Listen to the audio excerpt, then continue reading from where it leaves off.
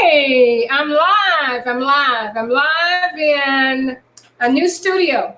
We're going to see how this works tonight. And we want to thank everybody who's going to be watching tonight to just kind of roll with me. Just kind of roll with me. Trying something new.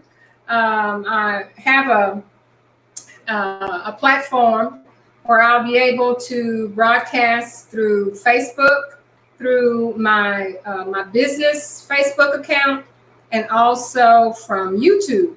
So just work with me tonight and just see just how this goes along, because we got some good information going on tonight.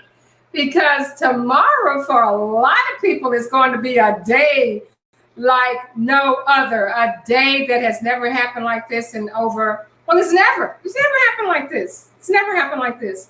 So if you are watching, I want you to share the post. I want you to give me a comment. Let me know you're here. Give me a holler. I'm trying all this stuff new, so just kind of work with me. But my most important thing is the content. The content. So what we'll be talking about tonight is 3 ways to survive the first day of online instruction. And really not just the first day, but also the first week, because that's going to be critical. We're starting on a Tuesday for a lot of our schools, and that's going to be a challenge. So it's going to be a short week. But hey, Jennifer, hooty hoo! So we are going to talk about 3 questions tonight. How do you know your teachers are ready to teach remotely? Okay, principal, do you know that? Do you have a practice run or dry run? Did you have that to check for instructional gaps? And what are the desired outcomes from the leadership team? And is that desired outcome documented? So let me tell you, I'm Dr. Barbara Polk. I am a former turnaround principal. I went to the Harvard Graduate School of Education, where we focused on low performing schools and sustaining those low performing schools. So I have lots and lots of experience with some great faculty who helped turn the school around. And the last school where I was principal, we turned around in a year and never went back to low perform.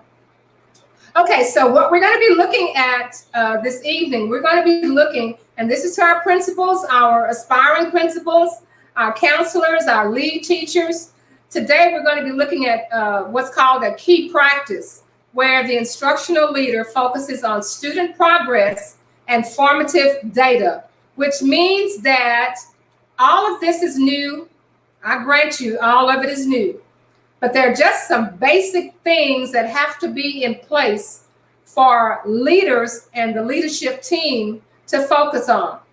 We're doing all of this instruction because we want student progress. And we're going to get formative data. Formative data is just the data that we look at, data that we can just pick up by observing a situation, and then we can make changes based upon that formative data. So we're all opening up for the first day for a lot of places, and for other places, their planning is still going on, and that is going to be in progress. So we're discussing the 3 questions that the principals are preparing for. And the first one that we talked about is, how do you know, hey, Lydia Bairdo, how do you know your teachers are ready to teach remotely? So how do you know that? Have you had a chance to meet with each of your teachers to discuss their preparation for the first day? Now you say, well, hold up, Dr. Pope, I have a large campus. No, ma'am, I have not met with each of my teachers. Well, funny you should say that. That's where your leadership team comes in. Principals are not expected to do everything. They are the ones who are totally responsible for everything, but they're not expected to do everything. Principals have to be able to build capacity in their teachers, build capacity in their assistant principals, build leadership. So if you haven't spoken to each of your teachers, have you had someone on your leadership team to speak to these people? Did you have a checklist? And guess what? You're not going to prepare the checklist by yourself. You're going to prepare the checklist with your teachers. There are certain intricate things that the principal is not aware of, or the assistant principals, and the keys are in the classroom. The keys are in the classroom. So, did you work with those teachers to develop some type of checklist to help them identify the most important things that should be done in their planning? Or do you have an instructional coach who has worked with the teachers so that they could identify? Do you have all of your teachers in place? Now, for a lot of people, you can say, yeah, I got everybody. And some of you are going to say, I have warm bodies. I have 100% warm bodies in place, which means that if you are in an urban school district or you're in a very small school district where you don't have all of your certified teachers in place, you will have substitutes. And hey, Sandra Gale, good points on the checklist. Thank you, thank you. Do you have all your teachers in place? So if not, have you prepared your substitutes? Now, the substitutes that are going to be there on tomorrow and maybe the rest of the week and maybe a couple of weeks, but those substitutes have to be prepared to give instruction. Because when tomorrow comes, it's not going to be, well, I don't know, I have a kid who has a schedule and didn't have a teacher to show up. So what do you have in place in case you do have a substitute who does not show up tomorrow? What are you going to do? What is your plan? Do you know, so that you will know who is going to be teaching everybody in case you don't have a position that's filled on tomorrow? And that you have discussed this not only with your assistant principal, but you have discussed this with your counselor. You have discussed this with your leadership team. You have maybe certain teachers assigned to help you to make sure that tomorrow goes off without a hitch. Have you coordinated everything with your instructional coach or a person designated to be the instructional coach to talk about what is going to be taught? I know the first day will probably consist of experiencing the new environment, students seeing old friends, missing, they've been missing each other. And then you're going to have some places where the kids are just not going to show up. And that's going to be a day where you are going to be establishing your norms. Those things that are understood as far as classroom decorum is concerned. And the teachers will be practicing the implementation of that. Now, in the usual face-to-face environment, we know what will be going on the first day. On the first day, they will be maybe getting handbooks, paperwork for the nurse for them to sign, emergency care forms, a form for the gym clothes, the drop-off and the pickup time and place. All of those things. Sandra says, time to use your resources because principals, it's on your watch. You must have a plan. Absolutely. Absolutely, Sandra.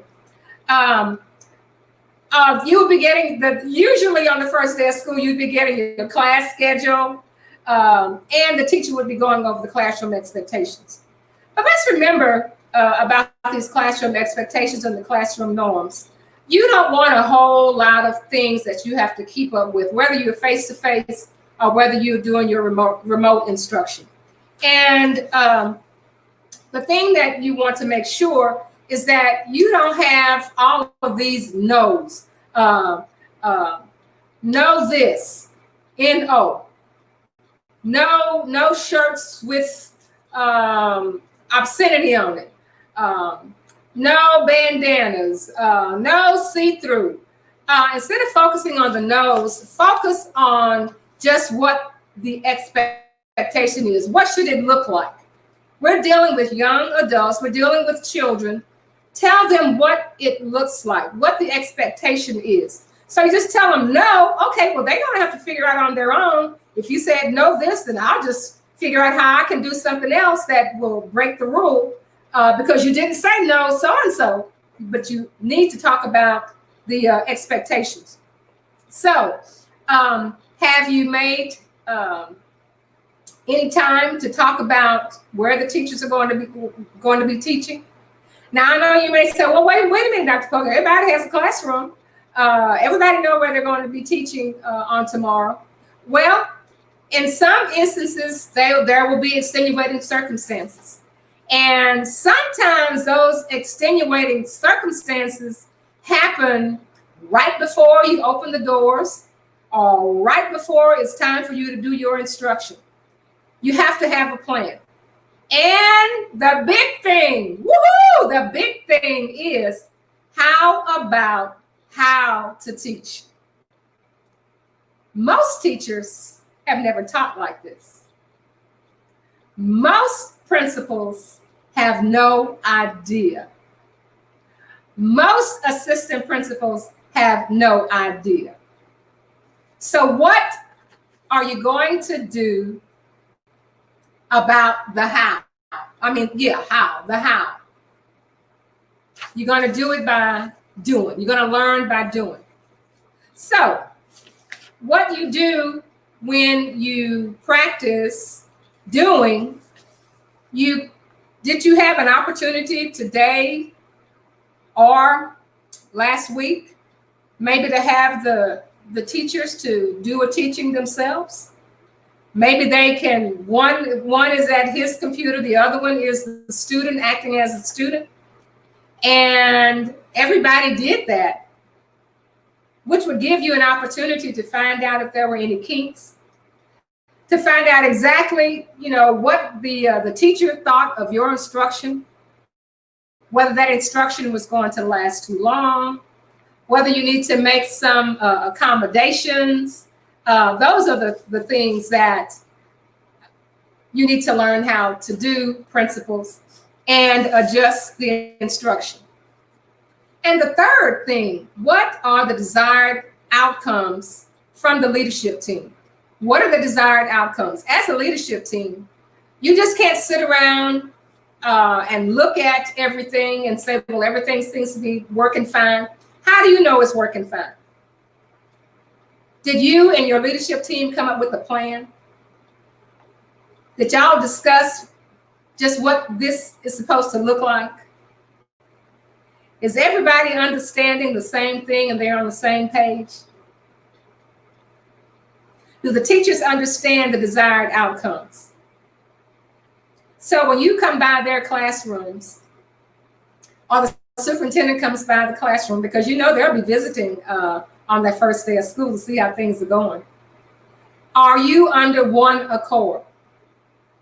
Does everybody understand what he or she is supposed to be doing and the expectations?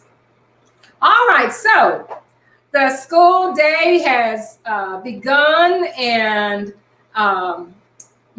kids have had their lunch breaks, and you've had your afternoon class, and everything's over. Everything's over. It won't be, your class walking down the hallway, going to the parking lot, or going to the front of the school, or walking the kids to the front, talking to parents, talking with your coworkers outside, feeling the warm breeze because you've been stuck inside all day. It won't be any of that. You are going to be left with you and the computer. But let me tell you something, principal. Let me recommend something to you. Have you planned a debriefing meeting at the end of the day? A debriefing, you say? Yeah, a debriefing. Have you planned that? And that debriefing consists of all of the teachers, all of your paraprofessionals, your leadership team, all of those folks. Do you have an agenda? And let me recommend, principal, for your agenda, a celebration. A celebration, that's right. A celebration titled, "We Survived the First Day of Remote Learning." This is going to be a load lifted off of a lot of people at the end of the day on tomorrow for a lot of school districts. Do you have an agenda plan with timestamps? Now, people have been preparing for this day. They have executed the day, and they're tired. But we still have to wrap up those loose ends. So, on your agenda, include what went right and what things can be improved for the next day. Do you have somebody transcribing? These notes are very important. These notes are very important. Someone needs to be transcribing to make sure that everything that was mentioned that was good, we can celebrate, and everything that needs to be improved, we can work on it. What are the classroom goals for the week? Has that been established, principals? What are the classroom goals? I want you to hit that share button. I want you to hit that like button, because there's some people who need to be hearing this. There are some people who are first-time principals. They have no idea. We have some experienced teachers who know how to do this, but they're teachers. We're looking at the leadership. We're looking at you, principals. We're looking at the leadership team. We're looking at aspiring principals. What is the campus priority for the week? Has that been established? If those things have not been established, then it's still time to get that done. So let's just review what we've talked about. We talked about 3 questions. And the first is, how do you know your teachers are ready to teach remotely? Do you have any evidence? Did you have planned practice or a dry run to check for instructional gaps before you get started? And what are the desired outcomes from the leadership team? What do you expect? What do you expect? Is that documented? And have you shared that information with your teachers? So what I want you to do, I want you to join our Facebook group. It's called Principals on the Come Up, and get more information like this, more information that we'll have time to share on our channel every Monday at 5 p.m. And I have lots of experience with turning schools around. And you can go to my website at barbararaypolk.com. You can go and you can get and download some information that kind of gives you background information about me and the things that I've done to accomplish the turnaround principalship. You know, I've always said that when I was at middle school, the name of the school was Thomas Jefferson, which is the initials are TJ. And we would always say, "What's the name of your school?" And the students would say, "TJ, you know." So my question to you leaders, you have been chosen to lead the school. And if you are chosen to lead the school, you were chosen because you are the one who's going to solve the problems.